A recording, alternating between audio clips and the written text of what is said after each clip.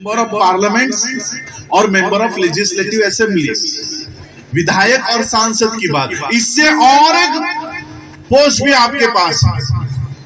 अभी फिलहाल schedule tribe के पास है, उससे पहले शेड्यूल कास्ट के पास था।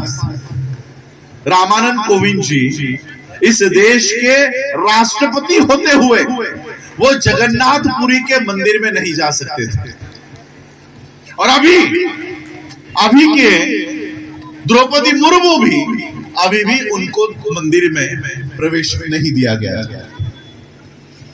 ये इतने बड़े बड़े पोस्ट, इतने बड़ी बड़ी पदे आपके पास होने के बावजूद भी आपके किसी काम के हैं। अभी फिलहाल बोध गया का इतना बड़ा इशू चल रहा है कि हमारा प्रार्थना स्थल ब्राह्मणों के कब्जे में है। क्या इस 31 मेंबर ऑफ पार्लियामेंट में से 10% भी अगर पकड़ा जाए तो क्या 10 लोगों ने भी इसकी आवाज उठाई? नहीं उठाई। संसद में नहीं उठाई। क्या किसी अलग अलग विधानसभाओं में इसकी चर्चा हुई? नहीं हुई।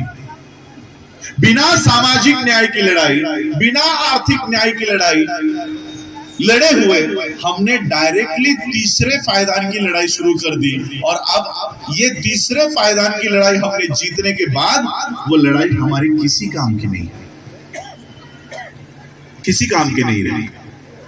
और इसी के विपरीत मैं आपको एक समाज और बताऊंगा जिसने सामाजिक न्याय की लड़ाई लड़ी, जिसने आर्थिक न्याय की लड़ाई लड़ी, और जो राजनीतिक न्याय की लड़ाई लड़ ही नहीं सकता था, उसकी स्थिति क्या है वो भी मैं आपको समझाऊंगा।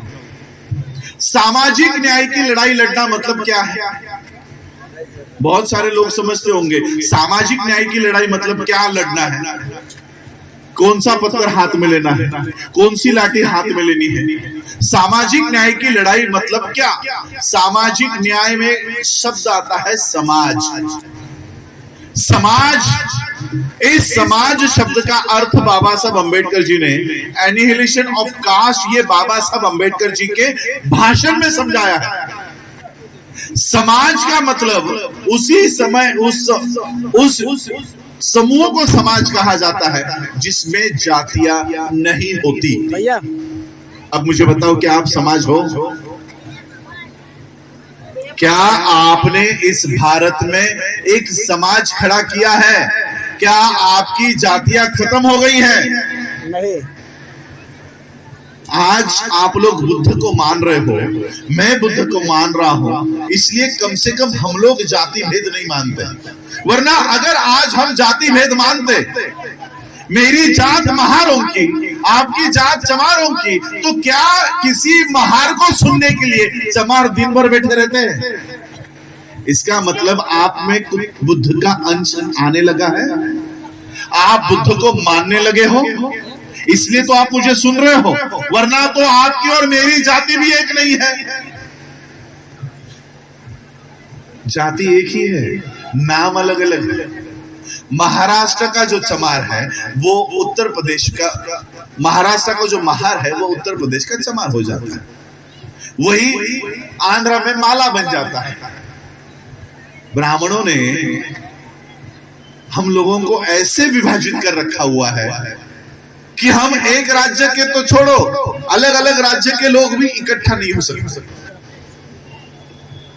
महार शब्द का अर्थ क्या है पता है? आपको लगता होगा महार जाति का नाम है। महार कोई नाम नहीं है, ये अर्थ है। बाबा साहब अंबेडकर जी ने हु वेयर महार्स, महार कौन थे, इस नाम का ग्रंथ लिखा हुआ है। महार ये दो शब्दों से बना हुआ शब्द है, महा प्लस आरी। महा का मतलब सबसे बड़ा होता है, महा। अभी आपके यहाँ पर महाकुंभ हुआ, यानी सबसे बड़ा। तो महा शब्द का अर्थ होता है कि सबसे बड़ा। और आरी, यहाँ बंते जी यहाँ पर बैठे हुए हैं, पाली शब्द है। बताइए आरी का मतलब क्या होता है? आरी दुश्मन जी, आरी माने दुश्मन। जी जी। आरी का मतलब होता है दुश्मन। तो महार का शब्द का अर्थ क्या हुआ? सबसे बड़ा दुश्मन। तो ये सबसे बड़ा दुश्मन किसका है? ये सबसे बड़ा दुश्मन किसका है? तो इस देश के ब्राह्मणवाद का सबसे बड़ा दुश्मन है। आज आप मुझे सुन रहे हो, मुझे सुनने के लिए भूखे प्यासे यहाँ पर सुबह से बैठे हो। वो क्यों बैठे हो? क्योंकि आप भी इस देश में चल रहे ब्राह्मणवाद के सबसे बड़े दुश्मन हो, और इसलिए हम लोग इकट्ठा होकर यहाँ पर एक दूसरे के साथ बैठे हैं। मैं कोई महार नहीं और आप कोई चमार नहीं, मैं कोई महार नहीं और आप कोई जाटव नहीं, मैं कोई महार नहीं और आप कोई वाल्मीकि नहीं। हम सब इस देश में चल रहे ब्राह्मणों के ब्राह्मणवाद के सबसे बड़े दुश्मन हैं। ये बाबा साहब ने पहचाना और हमें अपनी पहचान बता के दी कि हम कौन हैं।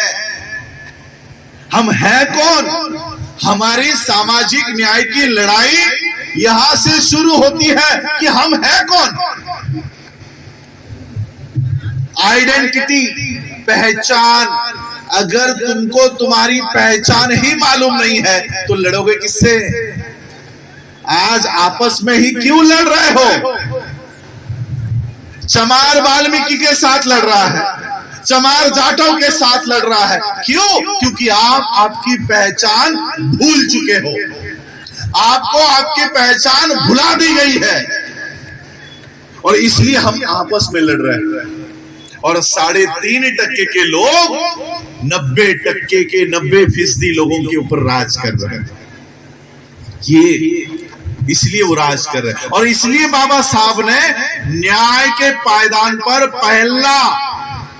पहली लड़ाई रखी सामाजिक न्याय की। क्यों? जब तक हमको अपनी पहचान ही नहीं होगी तब तक हम राजनीतिक न्याय, आर्थिक न्याय नहीं हासिल कर पाएंगे। इसलिए पहले सामाजिक न्याय हासिल करना है तो जात सबसे पहले नष्ट करनी होगी, और इसलिए बाबा साहब ने सामाजिक न्याय को प्राप्त करने के लिए, इस जाति व्यवस्था को नष्ट करने के लिए हिंदू धर्म का त्याग किया। क्यों? क्योंकि हिंदू बने रहते हुए जात खत्म नहीं कर सकते हो। जात खत्म करनी है। बाबा साहब कहते हैं कि आज आपने कहा, हमने उस समय भी आप लोगों का उस समय भी साथ दिया था जब आपके ऊपर अटैक हुआ था, केसेस हुए थे। जब आज किसी को देश विक्रेता बोलने